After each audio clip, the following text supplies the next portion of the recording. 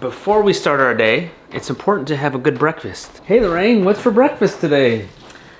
Well, breakfast isn't quite ready. I've got potatoes in the oven with some Anaheim peppers and onions, and then we have eggs just sitting out waiting for our potatoes. They're taking a little bit longer than what I expected. But meanwhile, I'm prepping some basil for pesto that I'm going to be making later today. I don't have any pine nuts, but you can use any seeds or any nuts. So today I'm going to be using pumpkin seeds. And now they're done? Now they're done. And we've got eggs with our tomatoes. We are exploding with tomatoes. So any way that we can try to eat tomatoes, we're gonna try and get them in as much as possible. I mean, I've been freezing some for canning that I'm gonna do later in the year. And then we've also been eating just cherry tomatoes. I plan on dehydrating some because we like them dehydrated. So all the ways.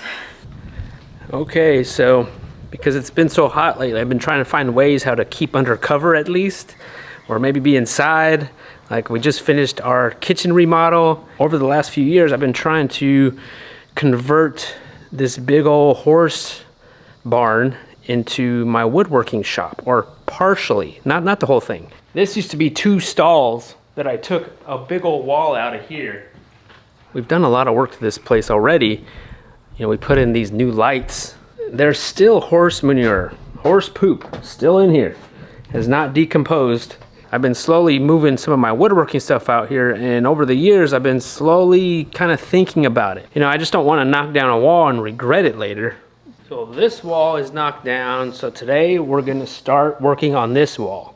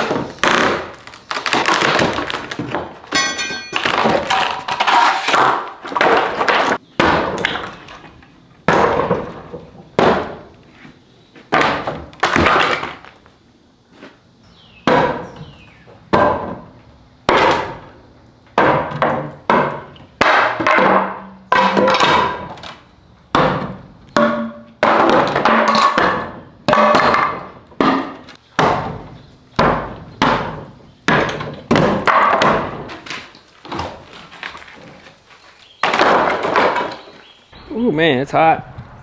This right here, this is not holding anything. This is just rotted out down there.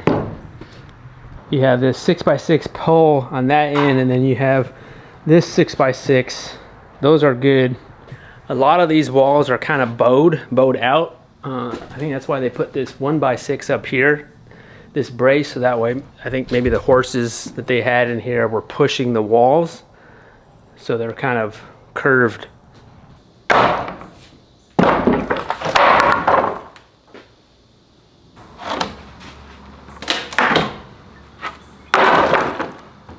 Another thing, the sun is baking this wire right here.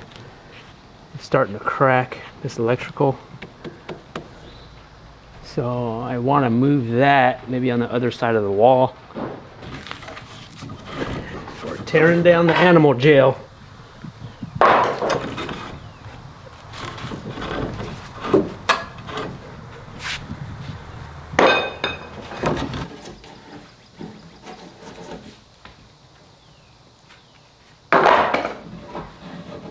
Now I have yet to find a single screw in this barn.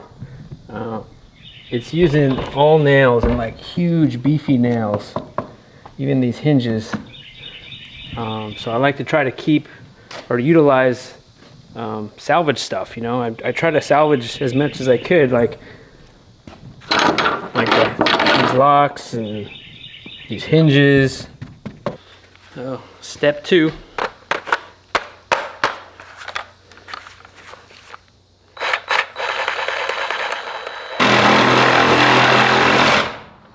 You gotta get at it at a good angle.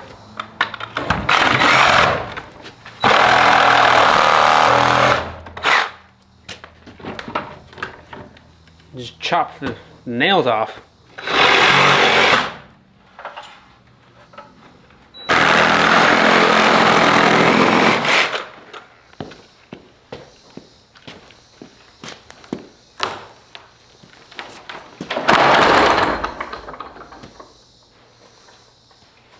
Yeah, buddy. That's a beast of a door, man. That's King Kong style. So I've been turning those into tables.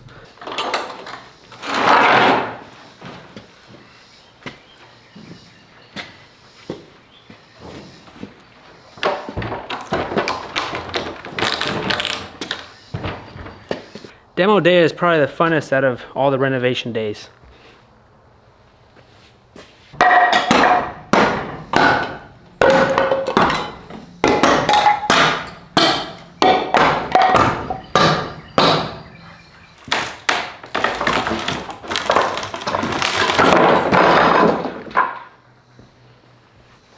Yeah, buddy.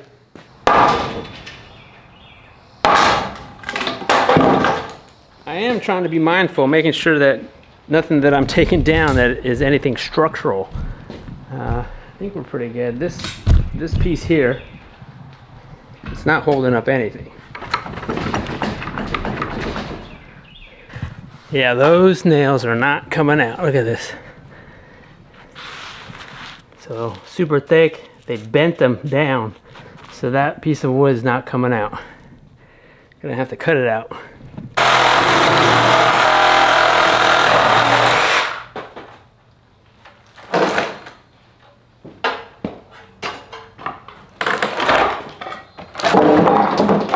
There we go.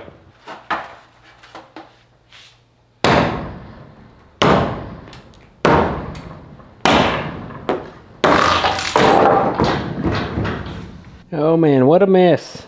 Fun. So, you know, this wood, some of it's really good.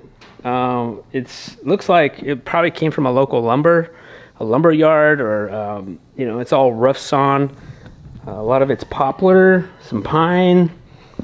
I mean, really thick pieces of wood. But the problem is that they got a bunch of nails on them now. I mean, not all of them have a lot of nails, which I could probably take some of them out. But just spending the time and taking all the nails out, I mean, geez. This big piece right here, saving this, has a few nails in it, but look at this. You can't find that anywhere. This barn was built in the mid-1900s, which is 1995. So now the dilemma I've been thinking about for a while is, do I stop there or do I continue on with this one? I don't think I would do past this stall. So I got 1, 2, 3, 4 stalls. I think this is probably perfect or big enough for my needs. I would love to get a bigger cabinet table saw, one that's not little and I don't have to necessarily fold it up and put it away every time I use it. So this side I think would be good for that. And then maybe even have like a welding corner or something. Put my welder. Another way to salvage some of this wood is just cut off the ends that have the nails instead of trying to hammer them all out.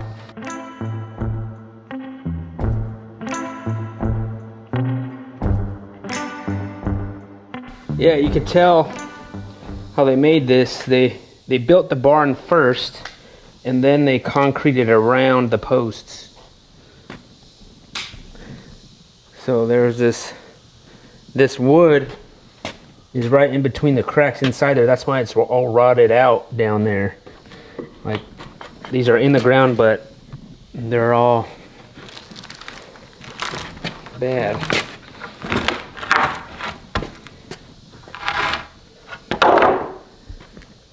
See right there, it's all soft. I mean, that's still a good piece of wood if I cut that off.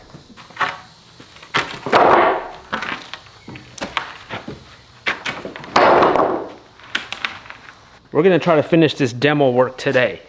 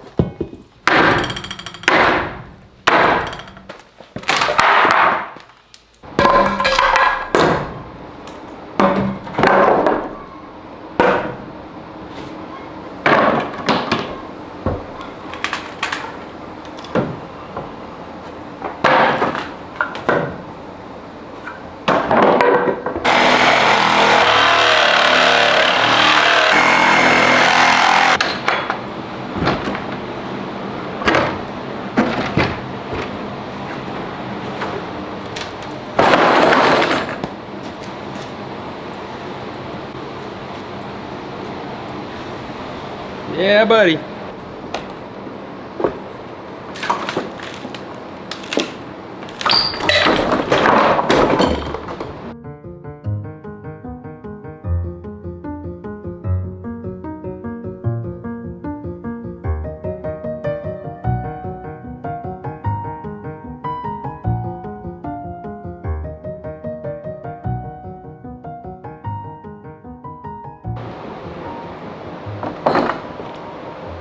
Well, guys, I keep making more work for myself. I could take the whole summer off, but no. Can we see the vision, guys? Can we see it? We have to see it. We have to. Look at all this scrap wood now. Maybe it's not scrap, maybe it's just cut-offs. I think opening it up too is gonna bring some more airflow in here. If I could get some more fans in here, just to kind of keep air circulating at least, because it's still humid. I need to take out these horse mats still, but that's not till after we clean up this wood pile, and I need to figure out which ones I'm gonna salvage. Yeah, this is a whole other day probably of figuring this out. Electrical is also gonna be something, some outlets. There's no outlets on this side of the barn. We got the lights, but I think we need more lights, and for sure outlets. Oh boy. All right, and now we're back in the kitchen, and we're just in time because Lorraine's starting to make some pesto. I've got some olive oil that I'm adding to my food processor, and it's already got the basil, the seeds, garlic, lemon juice, Parmesan cheese, salt. All right, so I'm just gonna blend this up and puree it.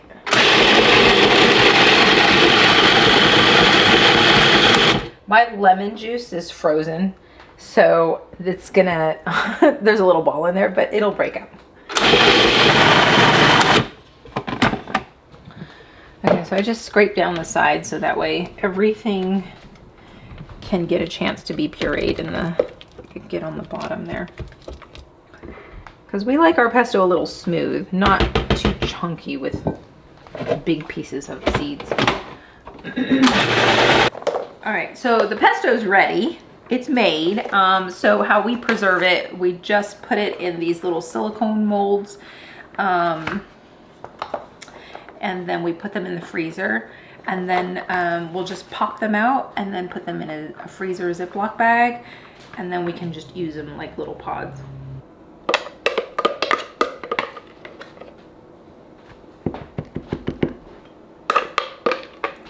Now, what would you eat that with? How would you eat it? You can put it on pizza or pizza style sandwiches, which we've done. You can make pasta with it. We like it with like a mac and cheese, and then the mac and cheese has a little bit of diced up pepperoni in it, so that's good too. Like, kind of like Italian type dishes. Let's taste it. You could just have that with like bread or something. Yeah, or... you can have it on whatever you want. It's really good. Cucumbers, if you want. carrots. Really we have a lot of cucumbers right now. Has a nice level of like tartness to it with the lemon juice. Yeah. And honestly, I don't really notice a difference whether you use pine nuts, because traditionally pesto is made with pine nuts. But we use pumpkin seeds. I've used sunflower seeds.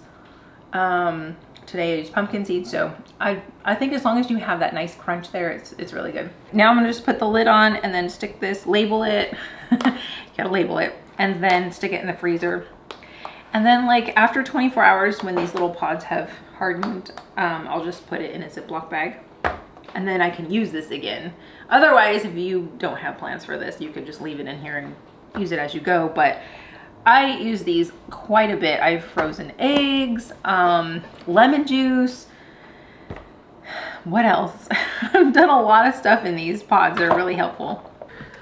All right, now we're back outside in the hot sun. Yay. So I've been monitoring our turkeys because we got a new batch of turkeys. We still have the older batch, which are, I think they're 3 weeks old now. And then now we have another batch that's 1 or 2 weeks behind them. These older chickens, these older turkeys, they are actually, all right, it's okay. They're loud, man. So these older guys are looking really good now. We have not lost one in a while.